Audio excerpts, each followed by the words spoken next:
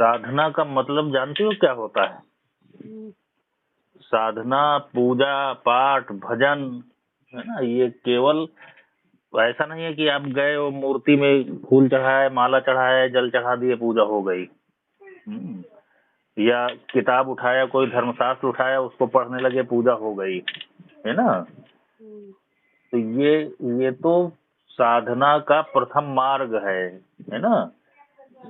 ये आपकी साधना का प्रथम मार्ग है, ईश्वर तक पहुंचने का, ईश्वर को जानने का, ईश्वर को समझने का। ये प्रथम मार्ग, प्रथम सीढ़ी है, मार्ग की प्रथम सीढ़ी है।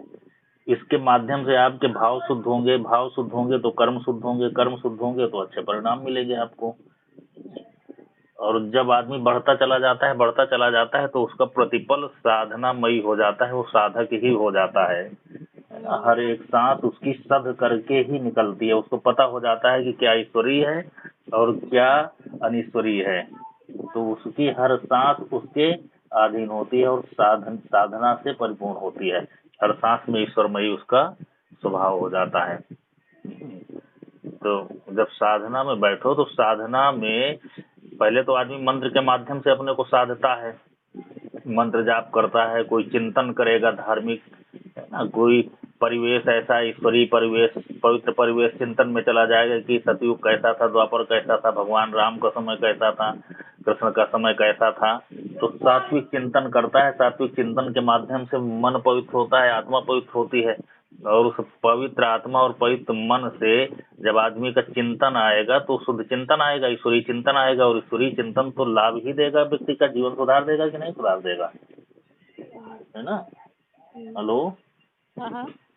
तो साधना जो है, साधना का मतलब होता है कि अपने मन, आत्मा, विचार, भावों को साध लेना, उसको ईश्वरोन्मुख बना देना, ईश्वर की तरफ जोड़ देना, यही साधना है। और तमाम पूजा पाठ, भजन, यज्ञ इत्यादि बड़े बड़े आयोजन करके भी अगर व्यक्ति मन, आत्मा और भाव नहीं साध पाया, नहीं सुधार पाया, कोई मतलब नहीं है उसका, केवल शरीर थकाना है।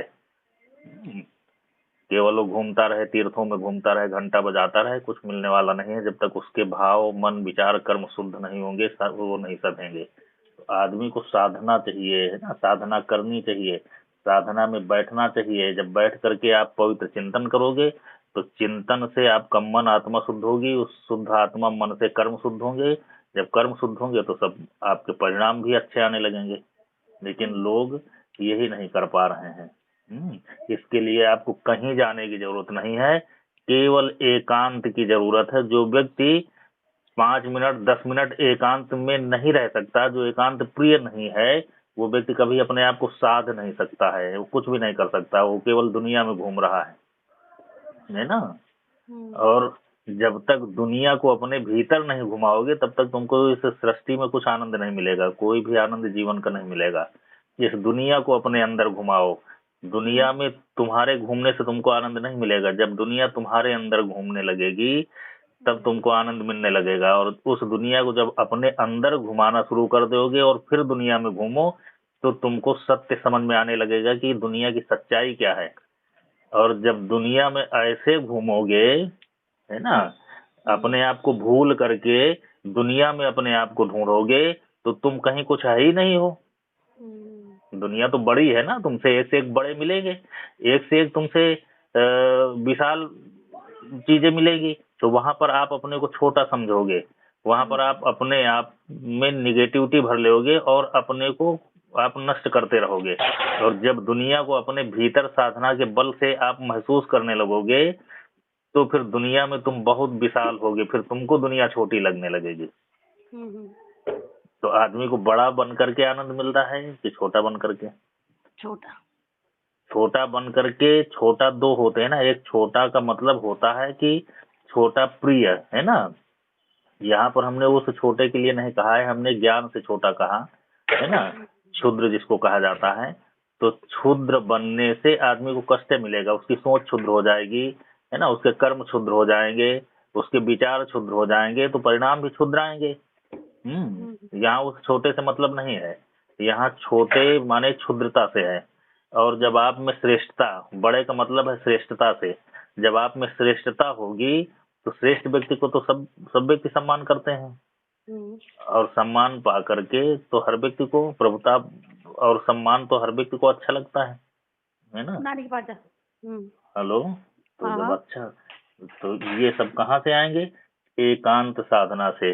अगर आप थोड़ी देर भी एकांत नहीं बैठ सकते तो फिर आपको यहाँ का ये जीवन का और इस दुनिया का ये उपक्रम समझ में नहीं आएगा। एकांत में चिंतन, उसी को साधना कहा जाता है। साधना माने अपने भावों को, विचारों को साधना। तो साधना करके और फिर दुनिया का आनंद लो, आपको आनंद मिलने लगेगा। और अगर आनंद दुनिया में ढूंढोगे तो कभी नहीं मिलेगा। आनंद अपने आप में ढूंढोगे तो स्वयं के आपको भीतर ही आनंद है। अपने भीतर आनंद है। आनंद ही ब्रह्म है, आनंद ही भगवान है। और भगवान आपके अंदर है ना। आपके अंदर है, आपके विचारों में है, आपकी आत्मा में है, आपकी सोच में है। या देवी बुद्धि रूपेण संस्था, या देवी आत्मा रूपेण संस्था, या देवी इच्छा रूपेण संस्था, सब आपके भीतर हैं। वो सब आनंद के ही प्रतीक हैं। इच्छाओं में आनंद भरो, विचारों में आनंद भरो, आत्मा में आनंद भरो।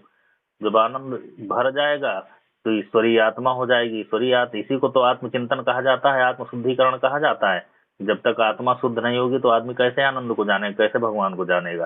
तो उस आत्मा को उसकी शुद्धि के लिए ही तो साधना की जरूरत होती है, भक्ति की जरूरत होती है। तो भक्ति खाली एक प्रकार नहीं है कि भक्ति आप घंटा बजाने लगे या साधना ही करने लगे तो भक्ति हो गई, है ना। भक्ति के लिए आपको धर्म मार्ग पर चलना चाहिए और धर्म के 10 लक्षण बताए गए हैं, है ना। श्रवणम, कीर्तनम, स्मरणम, विष्णुपाद सेवनम, है ना। सौख्यम, दास्यम, आत्मनिवेदनम। आप भगवान का स्मरण कर सकते हो, वो भी आपका की साधना है। कीर्तन कर सकती हो, आप चिंतन कर सकती हो उसको। आप मित्र के रूप में, सखा के रूप में भी स्वीकार कर सकती हो, है ना। उसके दास भी बन सकते हो। किसी भी स्वरूप पे ईश्वर से जुड़ो, इसी को नवधा भक्ति कहा जाता है।